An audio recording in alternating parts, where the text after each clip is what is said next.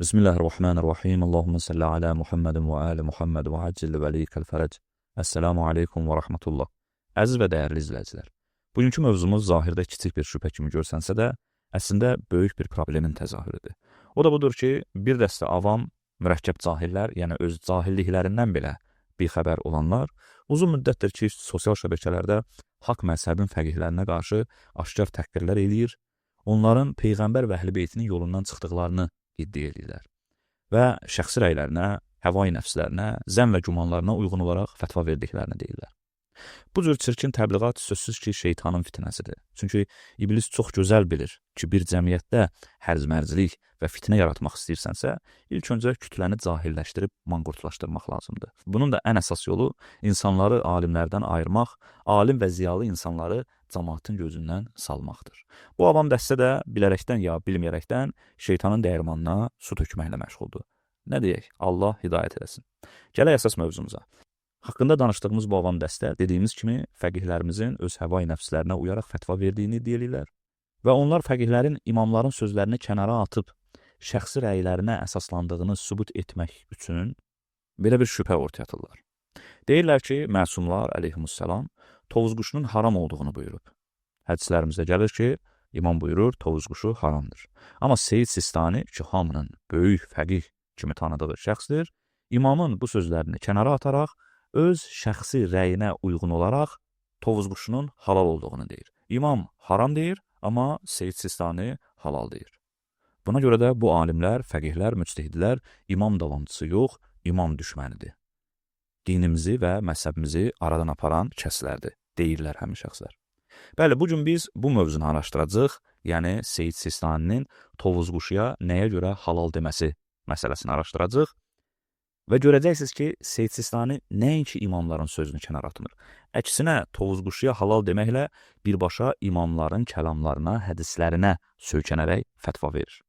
İlk öncə baxaq görək, Seyyid Sistani harda deyir ki, tovuz quşu halaldır. Gördüyünüz bu kitab Minhacus Salihin kitabıdır. Seyyid Sistaninin ərəb dilində şərh məsələlər kitabıdır. Minhacus Salihin 3-cü cild 287-ci səhifə, məsələ 883-883-cü məsələ. Bu məsələnin sonunda bu hissədə qeyd edir, dəvə quşu və tovuz quşu halaldır. Bəli, gördüyünüz kimi doğrudan da Seyyid Sistani tovuz quşunun halal olmasına fətva verir. Avam dəstənin gətirdiyi hədislər isə bunlardır. Deməli, birinci hədis Əl-Kafi kitabındadır. Şeyx Kuleyni rəhmətullah teala aleyhin ərsəyə gətirdiyi Əl-Kafi kitabı və bu kitabda belə bir hədis nəql olunur. İmam Rıza əleyhissalam buyurdu, tovuz quşu məsxdir, yəni cəzalandırılaraq başqa bir canlıya çevrilmiş insanlardan söhbət edir. O, yaraşıqlı bir kişidir, bir gün mömin bir kişinin onu sevən zövcəsini zorla ələ keçirir və onunla əlaqəyə girir. Bundan sonra qadın onunla məktublaşır. Buna görə də Allah onları iki tovuz quşuna çevirir, bir dişi, bir erkək. Odur ki, onun nə ətini ye, nə də yumurtasını. Şeyx Kuleyninin Əl-Kafi kitabı, 6-cı cild, səhifə 247, 16-cı hədis. Bəli, görürük ki, bu hədisin mətni açıq-aşkar tovuz quşunun haram olduğunu deyir. Və növbəti hədis isə budur. Yenə də Əl-Kafi kitabında qeyd olunur bu hədis. İmam Rıza əleyhissalamdandır. İmam Rıza əleyhissalam buyurur, yəni yenə də İmam Rızadandır. Tovuz quşunun nə ətini yemək halaldır, nə də yumurtasını. Əl-Kafi kitabı, 6-cı cild, 245-ci səhifə, hədis 9. Bəli, bu iki hədisin mətninə əsasən tovuz quşu ətini yemək haramdır, tovuz quşu halal deyil. Hədislərin mətnindən başa düşülən budur və tovuz quşu məsx edilmiş heyvanlardan sayılır, yəni cəzalandırılaraq heyvan surətinə salınmış insanlardan söhbət gedir. Bu cür heyvanların ətini yemək isə haramdır. Burada haşi olaraq bir məsələyə də toxunum. Bəziləri düşünə bilər ki, bu hədislər, yəni qeyd etdiyimiz bu iki hədis aydındır ki, uydurma hədislərdir. Çünki əgər tovuz quşu məsx olunmuş insandırsa, deməli, indiki tovuz quşlar insan nəsli ilə bağlıdır və bu nədir? Absurd bir şeydir. Ona görə də elə buradan məlumdur ki, bu hədislər nədir? Uydurma hədislərdir. Xeyr, əlbəttə ki, belə deyil. Yəni, heç kəs bu cür düşünməsin. Çünki nəql olunanlara əsasən məsx olunmuş şəxslər 3 gündən artıq yaşamaz və nəsil də artırmazlar. Bu hədislər sadəcə onu bildirir ki, bəzi insanlar ilahi qəzəbə uğrayaraq həmin heyvanların surətinə çevrilmişlər. Yəni, nəinki o heyvanlar həmin vaxtdan yaranmış və onların nəsli ondan sonra artmağa başlamışdır. Xeyr, o heyvanlar həmin vaxtlarda da var idi. Allah təbarək və təala da onları həmin heyvanların surətinə çevirir. Və mətnlərdən də başa düşdüyümüz budur ki, Allah Taala kimisə cəzalandıraraq heyvan surətinə çeviribsə, onu əti haram olan heyvanların surətinə çevirib. Elə buna görə də həmin heyvanın ətinin haram olduğu nəticəsi çıxarılır. Nəinki o heyvanlar artıq həmin vaxtdan yaranmağa başlayıb və nəsilləri də ondan sonra artıq xeyr, belə deyil. Bu sadəcə olaraq kiçik bir əlavə bilgi idi. Deməli belə Seyyid Sistaninin fətvasını gördük. Həqiqətən də tovuz quşuya halal deyir. Əhl-i Beyt əleyhissalamdan nəql olunmuş bu iki hədis isə, hansı ki hər ikisi də İmam Rəza əleyhissalamdan nəql olunur. Bu hədislər isə tovuz quşunun haram olduğunu bildirir və buna açıq şəkildə dəlalət eləyir. İndi isə keçək mövzumuzun araşdırılmasına. Seyyid Sistani nəyə görə bu hədislərin məzmununa uyğun fətva verməmişdir? İki hədis oxuduq, ikisi də açıq-aşkar deyir ki, tovuz quşu haramdır. Amma Seyyid Sistani halal olduğunu deyir. Nəyə görə? İlk öncə bunu bilməliyik ki, müctəhid fətva verərkən özü ilə Rəbbi arasında höccət olan hədisə əsaslanaraq fətva verir.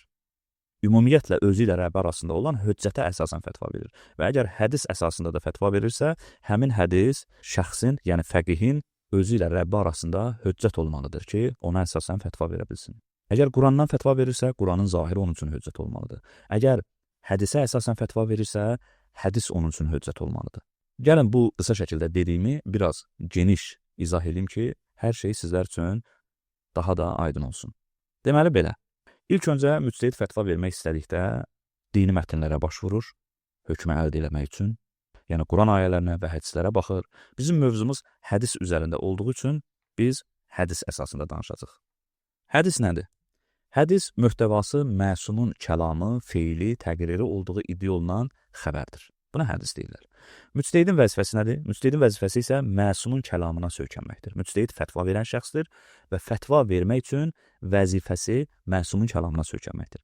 Əgər məsumun kəlamını kənara atıb öz şəxsi rəyi ilə fətva verərsə, bu haramdır, qəbul edilməzdir və həmin fətva verənin ədalətdən düşməsi deməkdir.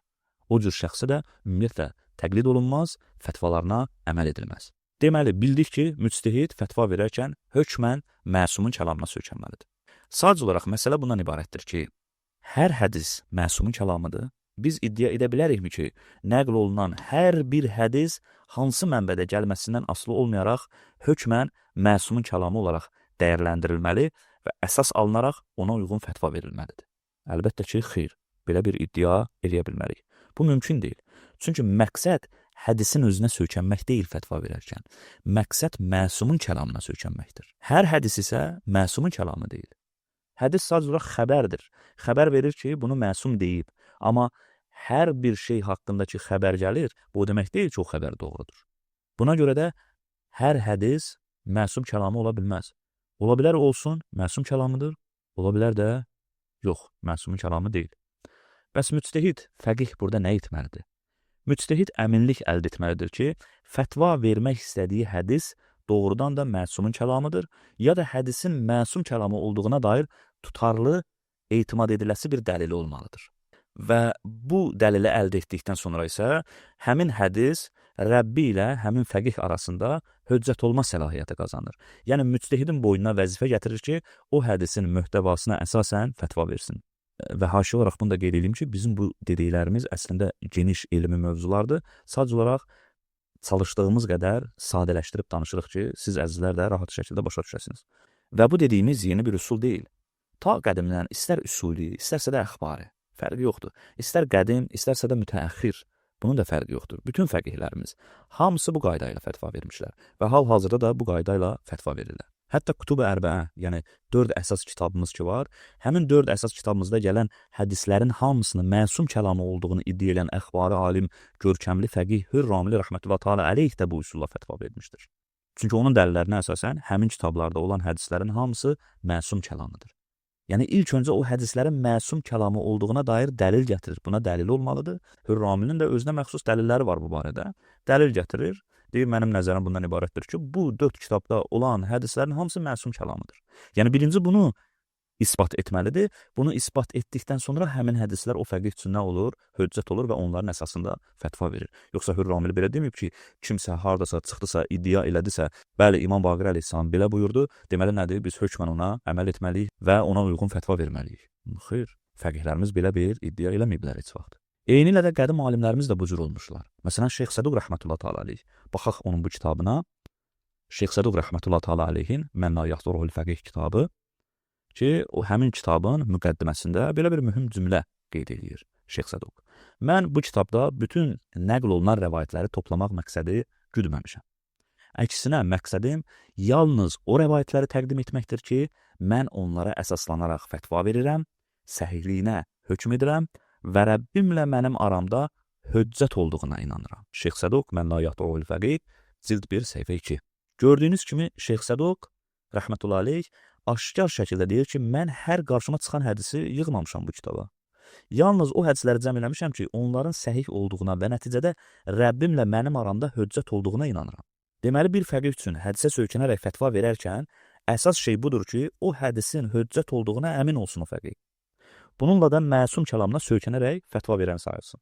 İndi isə dediklərimizi sxem əsasında vizual şəkildə izah eləyək ki, daha da yaxşı başa düşəsiniz. Deməli, müctehid fətva vermək istədikdə hökmü ələ gətirmək üçün dini mətnlərə başvurur, Quran və sünnəyə başvurur, yəni hədislərə başvurur və dedik biz hədislər əsasında danışacağıq. Deməli, qarşısına fətva vermək istədiyi mövzu barədə hədis çıxdıqda, o hədisin məsum kəlamı olmasına dair neyinir? Dəlil axtarır. Bunun üçün də hədisi sənəd və mətn baxımından təhlil eləyir, incələyir və bu zaman nəticədə iki halla qarşılaşır. Hədisin məsum kəlamı olduğuna dair etimad ediləsi bir dəlili var, hədisin məsum kəlamı olduğuna dair etimad ediləsi bir dəlili yoxdur. Yəni, məsumdan, mühüm bir şəxsdən xəbər nəql olunursa, mən bu xəbərə etimad eləyə bilərəm ya yox? Yəni, baxacam xəbərin öz xüsusiyyətlərinə, bu xüsusiyyətdə olan xəbərə etimad eləyəcəm ya yox? Etimad edə bilərəm ya yox? Çünki məlum məsələdir. Dünyanın hər yerində belədir. İstənilən mövzuda gələn xəbərlər olsun, hər xəbərə etimad edilməz. Xəbərlərin içərisində doğru olanlar da var, yalan olanlar da var, səhv və xətalı olanlar da var. Və mənə nəql olunan xəbər əsasında nəsə bir iş görmək istəyirəmsə, nəsə bir elan vermək istəyirəmsə, məsəl üçün, nə etməliyəm? Həmin xəbəri araşdırmalıyam. Bu cür xüsusiyyətdə olan xəbərə etimad edə bilməliyəm ya yox? Buna dair mənim dəlilim olmalıdır. İndi ya dəlilim olacaq, ya olmayacaq. Yəni, əldə etdiyim dəlillər bu cür xüsusiyyətdə olan xəbərlərə etimad etməyə imkan verir, yoxsa imkan vermir. Bu iki haldan biri olacaq. Əgər fəqihin dəlilləri varsa, yəni onun dəlilləri bu cür xüsusiyyətli bir xəbərə etimad etməyə imkan verirsə, onda həmin xəbər müctehidin boynunda hüccətdir. Əgər dəlili yoxdursa, yəni onun dəlilləri həmin xüsusiyyətdə olan xəbərlərə etimad etməyə imkan vermirsə, onda o xəbər onun boynunda hüccət deyil. Əgər hüccətdirsə, məlum məsələ o zaman fətva verəcək. Və haşi olaraq bunu da qeyd edeyim ki, bizim burada izah etdiyimizə elmi iradları gəlməsin. Mümkündür ki, müctehid bir hədisin məsum kəlamı olmasına dair dəlil əldə etsin. Amma yenə də ona uyğun fətva verməsin. Bu mümkündür, bəli. Məsələn, həmin hədis başqa güclü hədislərlə zidd gələrsə, məsum demiş olsa da həmin kəlamı, mümkündür ki, fəqih onu təqiyyəyə aid eləsin. Ona uyğun fətva verməsin, onun müqabilində olan digər hədisə uyğun fətva versin. Amma yenə də burada məsumun kəlamına söykənərək fətva verir fəqih. Niyə? Çünki məsum özü deyir ki, bu cür yerlərdə biz bəzi hədisləri təqiyyədən demişik. Və orada qayda verir bizə ki, necə həmin hədisləri seçə bilək və onlara uyğun fətva verə bilək. Əlbəttə, fətva verə bilək deyəndə fəqihlərin adından qeyd edirəm, öz adımızdan yox. Yəni, hər bir halda yenə də müctehid məsum kəlamından qırağa çıxmır. Deməli, hüccətdirsə fətva verəcək dedik. Hüccət deyilsə fətva verməyəcək. Nəinki fətva verməyəcək, heç ümumiyyətlə fətva verə də bilməz. Əgər ortada olan dəlillər həmin xüsusiyyətdə olan xəbərə etimad etməyə imkan vermirsə, nəticə nədir? Nəticədə budur ki, müctehid bilmir ki, bu kəlam məsuma aiddir ya yox. Və bu kəlamın məsuma aid olmasına, belə bir xəbərə etimad etməyə dair nədir? Tutarlı bir dəlili də yoxdur. Və bu halda fətva versə, ki, bu halda hüccət olunur, amma yenə də fətva versə, nəticə etibarilə o elmsiz fətva vermiş sayılır. Elmsiz fətva vermək isə haramdır. Məsələn, baxaq bu hədisə, yenə Əl-Kafi kitabında Şeyx Kuleyni rəhmətullah təala əleyh nəql eləyir. Əbu Ubeydə Həzzadan İmam Baqir əleyhissalam buyurdu: kim insanlara elm və hidayəti olmadan fətva verərsə, rəhmət və əzab mələkləri ona lənət oxuyar və onun fətvasına əməl eləyənin günahı da həmin şəxsə çatar. Əl-Kafi kitabı 1-ci cild, səhifə 42, hədis 3. İmam əleyhissalam aşkar şəkildə buyurur ki, elmsiz fətva verən lənətlənmişdir. Buna görə də heç bir fəqih ona hüccət olmayan bir hədis əsasında fətva verməz. Əgər ona hüccət olmayan bir hədis əsasında fətva verərsə, onda elmsiz fətva vermiş sayılar və bu da haramdır. Ümumiyyətlə, belə bir fəqihin də sözünə, fətvasına əməl etmək olmaz. Fəqihlərimiz, Allah hamısına razı olsun, yalnız hüccət əsasında fətva verirlər. Bəli, bütün bu izahlardan sonra bir müctehidin, bir fəqihin hansı meyar əsasında fətva verməsi icmali şəkildə olsa da məlum oldu və ümid edirəm ki, sizlərdə daha geniş təsəvvür yarada bildi. İndi isə keçirik tovuz quşu məsələsinə. Deməli, ilk öncə tovuz quşunun haram olduğunu deyən hədislərə baxaq. Tovuz quşu barədə xüsusi hədislər. Yəni, xüsusi hədislər dedikdə nəyi nəzərdə tuturuq? Yəni, o hədislər ki, orada xüsusilə tovuz quşunun adı çəkilir. Ümumi olaraq bu cür olan quşlar, filan xüsusiyyətə malik olan quşlar halaldır, haramdır. Bu cür qeyd edilmir. Konkret olaraq tovuz quşunun adı çəkilir və onun hökmü bəyan edilir. Və bu cür hədislər xüsusi hədislər sayılır və burada xüsusi sözündən məqsədimiz budur. Deməli, tovuz quşu barədə olan xüsusi hədislər, hansı ki, onlar tovuz quşunun haram olmasına dəlalət edir və bu hədisi bir qədər əvvəl oxuduq ki, İmam Rıza əleyhissalam buyurur, tovuz quşunun nə ətini yemək halaldır, nə də yumurtasını, tovuz quşu haramdır. Digər hədis də yenə də İmam Rıza əleyhissalamdan idi. Əl-Kafi kitabında bu iki hədisin üzərindən sürətlə keçirik. Niyə? Çünki bir qədər əvvəl oxuduq. Bu hədisin də dəlaləti budur ki, tovuz quşu haramdır. Və burada üçüncü bir xəbər də var. Onun da mətninə uyğun olaraq iddia etmək olar ki, tovuz quşu haramdır. Şeyx Səduq rəhmətullah təala əleyh Mən la yaxduruhul fəqih kitabında nəql edir. Muhammed ibn Müslim İmam Baqirdən atlar, minik heyvanları, qatır və uzun qulaqların əti barədə soruşdu. İmam Baqir əleyhissalam buyurdu: halaldır, lakin insanlar onları xoşlamırlar. Allah Rəsulu sallallahu aleyhi və səlləm Xeybər günü ev uzunqulaqlarının ətindən yeməyi yalnız ona görə qadağan etmişdi ki, onları minik üçün istifadə etmə imkanları tükənməsin. Bu qadağa haram qadağası deyil, məhkruhluq qadağası idi. Vəhşi uzunqulaqların ətini yeməkdə isə heç bir eyib yoxdur. Amisin, yəni vəhşi uzunqulaqların da yeyilməsində heç bir eyib yoxdur. Bəzi şərhlərdə gəlir ki, bu hissə mümkündür xəta olaraq artırılıb, çünki burada təkrarlanır. Yenə də vəhşi uzunqulaqlar deyilir. Hər bir halda dişi uzunqulaqların südünü və ondan hazırlanan süzməni də yeməkdə bir eyib yoxdur. Lakin məsx olmuş heyvanlardan hər hansı birini yemək icazəli deyil. Onlar hansılardır? Meymun, donuz, it, fil, canavar, siçan, dovşan, kərtənkələ, tovuz quşu ki, bizə məlum olan hissə, dəvə quşu, ilan balığı, xərçəng, tısbağa, yarasa, ala qarğa, tülkü, ayı, çöl siçanı və kirpi.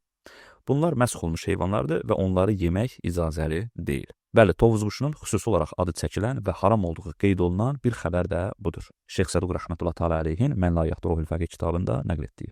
Deməli, bu üç nəqlə əsasən tovuz quşunun əti haramdır. Çünki bu üç nəqlin mətni buna dəlalət edir. İndi isə hər birinizin zehnində yaranan sual yəqin ki, budur. Bəs yaxşı, nəyə görə Seyyid Sistani bu hədislərə söykənərək fətva verməmişdir? Cavab üçün keçirik bu hədislərin təhlilinə.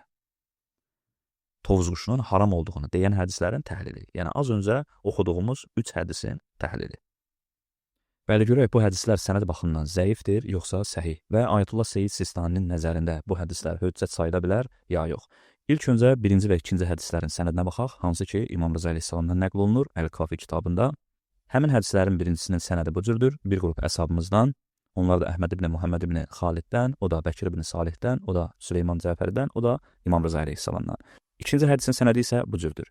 Yenə bir qrup əshabımızdan, onlar da Əhməd ibn Muhammeddən, o Bəkir ibn Salihdən, o da Süleyman Cəfərdən, o da İmam Rıza əleyhissalamdan. Gördüyünüz kimi hər iki hədisin sənədi eynidir. Sənəddə bir fərq yoxdur. Və bəzi alimlərimizin qeyd etdiyinə əsasən qeyd edirlər ki, böyük ehtimalla bu iki hədis ki var, onlar ilə həqiqətdə bir hədisdir. Çünki sənəd tam olaraq eynidir və eyni mövzu haqqında nəql olunur. Sadəcə olaraq biri müfəssəl şəkildədir, yəni necə olub ki, tovuz quşu məsx olunub və nəyə görə onun əti haramdır, bunu bəyan eləyir.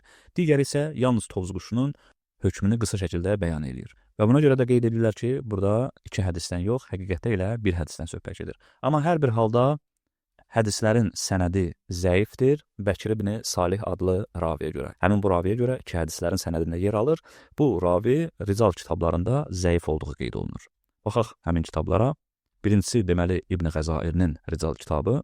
Həmin kitabda 44-cü səhifədə 19-cu ravi olaraq Bəkir ibn Salih Ər-Razi qeyd olunur və qeyd olunur ki, çox zəifdir. Qeyri-adi rəvayətləri təklikdə çox nəql edən biridir.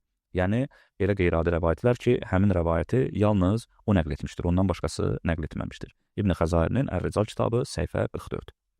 Digər bir rical kitabı Nəcaşinin rical kitabıdır. Yenə orada da 276-cı nömrədə Bəkir ibn Salih Ər-Razi adlı ravi, hansı ki bizim qeyd etdiyimiz iki hədisin sənədində də yer alır. Qeyd olunur ki, Bəni Zabbənin azad edilmiş köləsi olmuşdur, İmam Musa Kazımdan rəvayət etmişdir və zəifdir. Ricalün Nəcaşi, səhifə 109. Deməli, Bəkir ibn Salih zəif ravi hesab olunur. O fəqihlərin məbnasına görə ki, bu rical kitablarında onun barəsində qeyd olunanları mötəbər sayırlar və bu məlumatlara qarşı tutarlı bir irad görmürlər. ki, Seyid Sistani də məhz o fəqihlərdən biridir. Onların nəzərində deməli bu hədis zəif sayılır.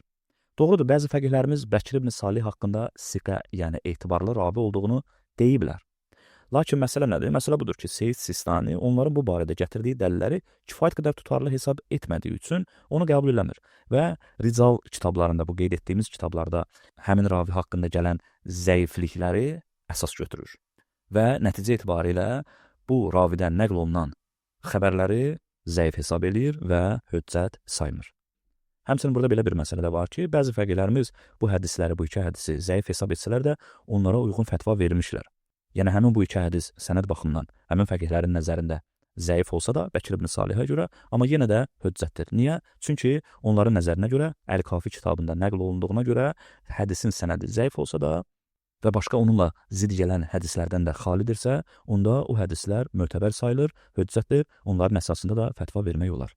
Lakin Seyid Sistani və onunla eyni fikirdə olan digər fəqihlərə görə isə onlar bu nəzəriyyəni qəbul etmirlər.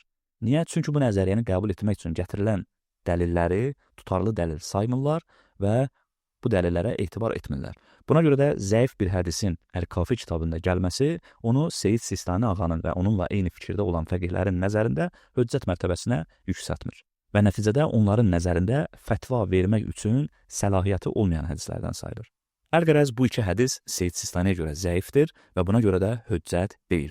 Hüccət olmayan hədislə isə fətva vermək olmaz. Deməli, Seyid Sistaninin bu iki hədisə əsaslanıb fətva verməməsinin səbəbi aydın olur. Keçirik üçüncü hədisin təhlilinə. Bəli, bu üçüncü hədisdir, qarşınızdadır. Bu mətndə görürük ki, tovuz quşunun əti haramdır, yəni məsx olmuş heyvanların sırasında qeyd olunur. Lakin bu nəqildə iki mühüm problem var. Biri sənəd baxımından olan problemdir ki, bu xəbəri Şeyx Səduq rəhmətullah təala əleyh Muhammed ibn Muslimdən nəql edir. Lakin Şeyx Səduqun Muhammed ibn Muslimə çatan sənədi problemli sənəddir. Baxaq bu kitaba. Deməli, Seyyid Muhammed Rıza Sistaninin Əl-Qəbəsat kitabı. Bu kitabda qeyd olunur Şeyx Səduqun Muhammed ibn Muslimə olan sənədi. Belə bir mövzu açır və qeyd edir. Şeyx Səduq Əl-Fəqih kitabında, yəni Mən la yaxduruhul fəqih kitabında Muhammed ibn Muslimin adı ilə çoxsaylı yerlərdə təxminən 100-ə yaxın mövqedə nəqlə başlamışdır. Yəni sənədi onunla başlamışdır. Onun bu rəvayətə olan sənədi isə Əl-Məşixə bölümündə qeyd olunmuşdur və orada onun öz şeyxi Əli ibn Əhməd Əl-Bərqi, həmçinin bu şeyxin atası Kuleyninin şeyxlərindən sayılan Əhməd ibn Abdullah Əl-Bərqi yer almışdır. Lakin bu iki şəxsin rical kitablarında etibarlı olmaları qeyd edilməmişdir. Buna görə də məşhur nəzər, o cümlədən Ustad Seyyidin nəzəri də budur. Bu sənədlə nəql olunan bütün rəvayətlərin zəif olduğu nəticəsinə gəlmişdir. Ustad Seyyiddən də məqsəd Seyyid Xoy rəhmətullah təala əleyhdir. Mən də keçmişdə bu mövzuda onlara tabe olmuşdum, lakin sonralar bu rəvayətlərin səhih sayılmasının mümkün ola biləcəyi mənə aydın oldu. Seyyid Muhammed Rıza Sistani, Qəbəsat min Elmi Rical, 2-ci cild, səhifə 227. Seyyid Muhammed Rıza Sistani Ayətullah Seyyid Sistaninin oğludur. Deməli görürük ki, Şeyx Səduqun Muhammed ibn Muslimə çatan sənədində problem var. Və alimlərimiz arasında məşhur nəzər bundan ibarətdir ki, bu sənəd zəifdir. Düzdür, Seyyid Muhammed Rıza Sistaninin nəzəri budur ki, bu sənədi səhih saymaq mümkündür. Amma bu bizim üçün mühüm deyil. Çünki biz bu hədisi Seyyid Muhammed Rıza Sistaninin nəzərində yox, onun atası Ayətullah Seyyid Əli Sistaninin nəzərində araşdırırıq. Əgər Seyyid Sistani tovuz quşu barədə nəql olunan bu xəbərə söykənmirsə, buna əsasən fətva vermirsə, deməli böyük ehtimalla Seyyid Sistani də məşhurun nəzərini qəbul edir və bu sənədi zəif hesab edir. Əgər bu sənədi səhih hesab etsəydi, bu xəbər avtomatik olaraq onun üçün hüccət olacaqdı və gərək buna əsasən fətva verməli idi. Lakin fətva vermədiyi üçün belə çıxır ki, Seyyid Sistani həmin məşhur nəzəri qəbul edir və Şeyx Səduq rəhmətullah təala əleyhin Muhammed ibn Müslimə çatan sənədini zəif hesab edir. Və bu cür olduqda isə Seyyid Sistani bu xəbəri hüccət saya bilməz. Bu birinci problem. Deməli, xəbərin sənədində, yəni Şeyx Səduq rəhmətullah təala əleyhin Muhammed ibn Müslimə çatan sənədində problem var. Məşhur alimlərin nəzərinə görə, o cümlədən də böyük ehtimalla Seyyid Sistani ağanın nəzərinə görə zəifdir. Zəifdirsə hüccət ola bilməz. İkinci problem nədir? İkinci problem idrac problemidir. İdrac nədir? İdrac odur ki, bir mətndə sonradan əlavə olunmuş, yaxud müəllif tərəfindən şərh kimi əlavə olunmuş hissə əsas mətnlə, yəni hədisin mətni ilə birləşdirilərək verilir. Və bu oxucunu çaşdıra bilər. Yəni oxucu düşünə bilər ki, həmin əlavə də məsumun sözüdür. Hədisə daxildir, amma halbuki belə deyil.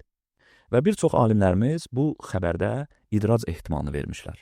Və zahirən də xəbərə baxdıqda bu görsənir. Belə ki, Şeyx Səduq rəhmətullah təala İmam Baqir əleyhissalamdan nəql edib, Muhammed ibn Muslim İmam Baqir əleyhissalamdan soruşur. Nə haqqında? Atlar, minik heyvanları, qatır və uzunqulaqların əti barədə soruşur. İmam buyurur, halaldır, lakin insanlar onları xoşlamırlar. Bu cavab aydındır. Verilən sualın müqabilində qısa və konkret şəkildə bir cavabdır. Amma bu cavabın ardınca dərhal belə cümlələr gəlir. Allah Rəsulu Xeybər günü ev uzunqulaqların ətinə yemək yalnız ona görə qadağan etmişdi ki, onları min üçün istifadə etmək imkanları tükənməsin. Bu qadağa haram qadağası deyil, məkruhluq qadağası idi. Ta axıra qədər sonda da məsx olmuş heyvanların siyahısı gəlir. Deməli halaldır, lakin insanlar onları xoşlamırlar cümləsinin ardınca Xeybər hadisəsinə istinad olunur. Peyğəmbər sallallahu aleyhi və səlləmin məqsədi açıqlanır. Haramlıq və məkruhluq qadağasının fərqi izah olunur və məsx olunmuş heyvanların siyahısı verilir. Bu cür uzun izahlar, siyahılar və fiqhi terminlərin fərqləndirilməsi mətn baxımından rəvayətin orijinal bir hissəsi kimi görünür, lakin böyük ehtimalla Şeyx Səduqun öz şərhləridir. Niyə? Çünki üslub dəyişir. Muhammed ibn Muslim atlar, minik heyvanları, qatır və uzunqulaqların əti barədə soruşur. İmam da qısa cavab verir, halaldır, lakin insanlar onları xoşlamırlar. Daha sonra isə sual-cavabdan çıxıb fiqhi izaha keçilir. Üslub dəyişir, yəni hədisin üslubu dəyişir, xəbərin üslubu dəyişir. Əlavə olaraq siyahı şəklində ardıcıl çox sayda heyvan sadalanır ki, bu da mövzudakı hədislər üçün tipik deyil. Yəni ümumiyyətlə insan bu mətni oxuduqda görür ki, burada nəsə bir qırılma var və görür ki, həmin bu yuxarıda dırnaqda verdiyimiz kiçik hissədən sonraki hissə hədisin üslubu ilə uyğun gəlmir. Həmçinin xüsusilə bu hissə, bu qadağa haram qadağası deyil, məkruhluq qadağası idi. Yəni bu cümləni Şeyx Səduq rəhmətullah təala əleyh Mən la yaxduruhul fəqih kitabının bir neçə hissəsində qeyd edir. Hədisləri qeyd etdikdən sonra orada açıq-aşkar qeyd olunur, mətndən ayrılır. Şeyx Səduqun sözü açıq-aşkar qeyd edir ki, burada qadağa haram qadağası deyil, məkruhluq qadağasıdır. Yəni hədisdə gələn qadağanı izah edir, fiqhi izahlar verir. Yəni kitabın bir neçə yerində açıq-aşkar şəkildə bu cümlə Şeyx Səduq rəhmətullah təala əleyhə nisbət verilir.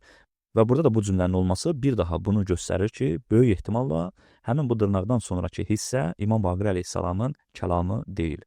Bütün bu dediklərimizə görə bir çox alimlərimiz belə ehtimal verirlər ki, bu əlavə izahlar hədisə daxil deyil, Şeyx Səduq rəhmətullah təala əleyhin özü tərəfindən əlavə edilmiş şərhlərdir. Və mümkündür ki, kitabın nüsxələrini köçürən nüsxəçilər xəta edib bunu hədisin mətnindən ayırmayıblar.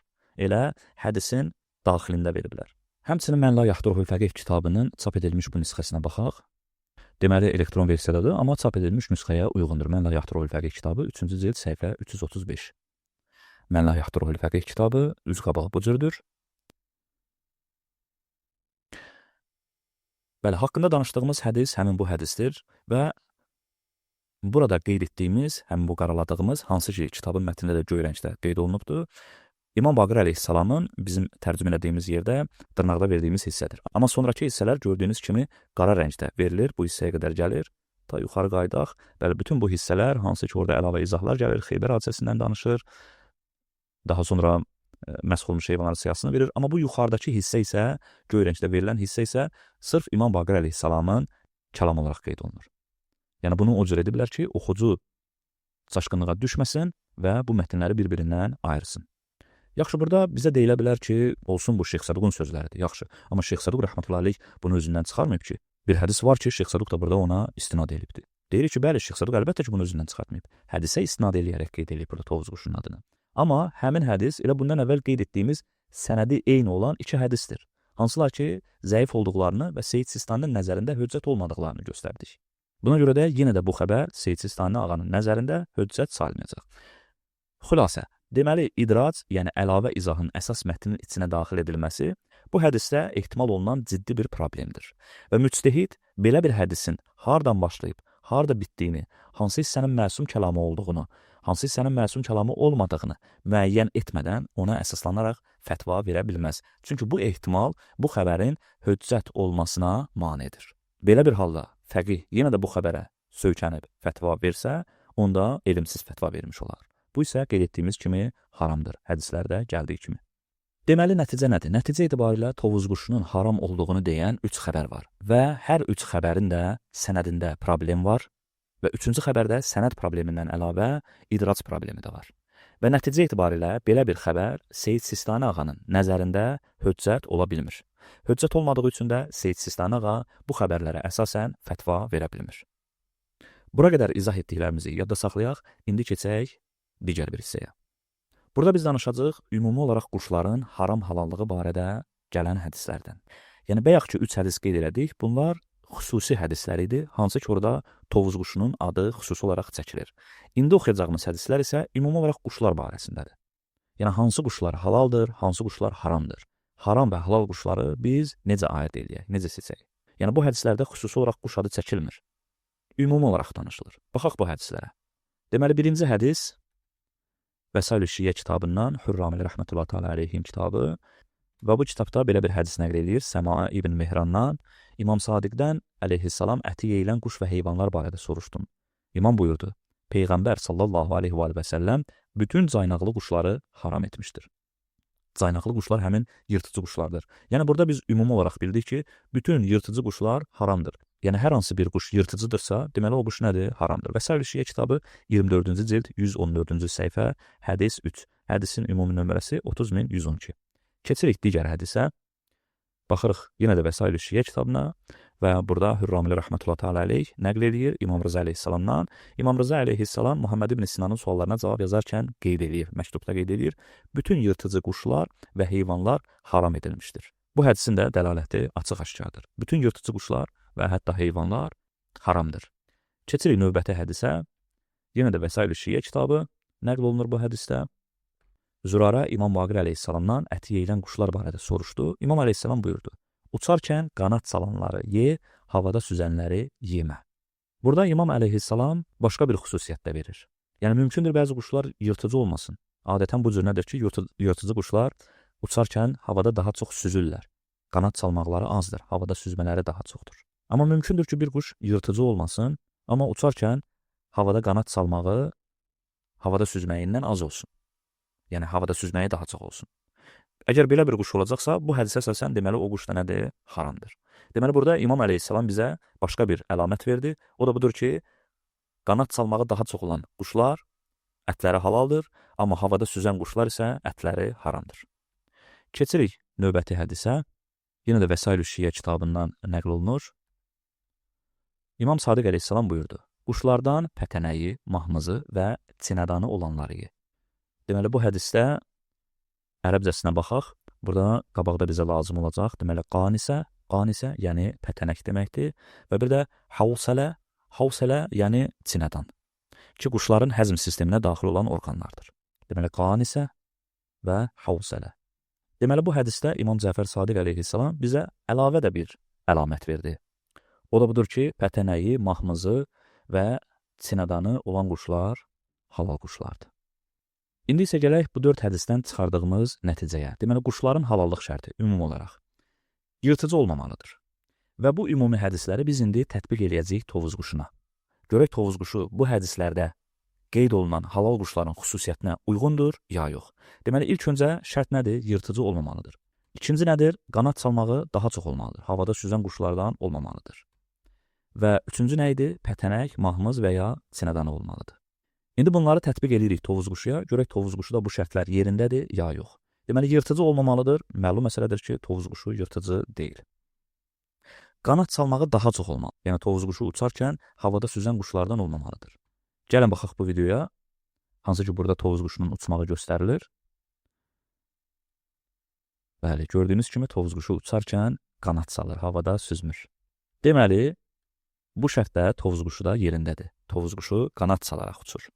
Üçüncüsü, pətənək, mahmız və ya çinədanı olmalıdır. Pətənək və çinadan quşların həzm sisteminə daxil olan orqanlardır və görək bu tovuz quşu da var, ya yox. İlk öncə tovuz quşunun dəstəsini və fəsiləsini müəyyən edək. Bəli, baxırıq Wikipediyada tovuz quşu heyvanlar aləminin xordallar tipinin, quşlar sinfinin, toyuqkimilər dəstəsinin qırqovullar fəsiləsinə aid olan bir heyvan cinsidir. Deməli, toyuqkimilər dəstəsinə aiddir. Və buna görə də biz bir tək toyuqkimilər dəstəsinin həzm sisteminə baxsaq, görəcəyik ki, onlarda pətənək və çinadan var ya yoxdur. Bunun üçün də baxırıq toyuqkimlərin həzm sisteminə. Bayaqki mətndəki dediyim ərəbcə diqqət eləyək. Baxırıq bura əl-qanisə ki, bu həmin pətənəkdir. Elmi adı əzələli mədə. Və həmçinin hədisdə keçirdi əl-hovsələ. Burada hovsələ yazılıbdır. Həmin bu hissə də quşun çinədanıdır. Tovuzquşu da toyuq kimlərə aid olduğundan şəksiz və şübhəsiz ki, bu pətənək, əl-qanisə və sinədan, əl-xobsələ tovuzquşu da var. Və orada bir əlamət də var idi ki, o da nədir? Mahmız. Görək tovuzquşuda mahmız var, ya yox, bu tovuzquşunun foto şəklidir. Baxarıq bu hissəyə.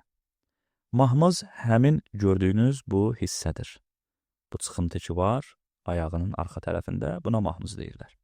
Deməli, nəticə etibarilə bunların hamısı tovuzquşda var. Hədislərdə, ümumi hədislərdə bir quşun halal olması üçün həmin bu 3 şərt yaxud 3 əlamət ki var, hamısı tovuzquşuda var. Yəni tovuzquşuda bütün halallıq əlamətləri və şərtləri yerindədir. İndi isə gələk nəticə hissəsinə. Burada bizə tam aydın olacaq ki, Seyyid Sistani, Həfizəhullah, nəyə görə tovuzquşunun halal olmasına fətva verir. Deməli, biz dedik ki, tovuzquşu barəsində 2 qrup hədis var. Nəticə etibarilə belə çıxdı. Ümumi hədislər ki, 4 hədis qeyd elədik Vəsail-ü-Şiyə kitabından və bunu da qeyd edeyim ki, həmin hədislərin sənədi mötəbərdir və bütün alimlərimiz tərəfindən qəbul olunan hədislərdir. Deməli, bir qrup hədislər ümumi hədislər, hansı ki, orada ümumi olaraq quşların halallığı bəyan edilir.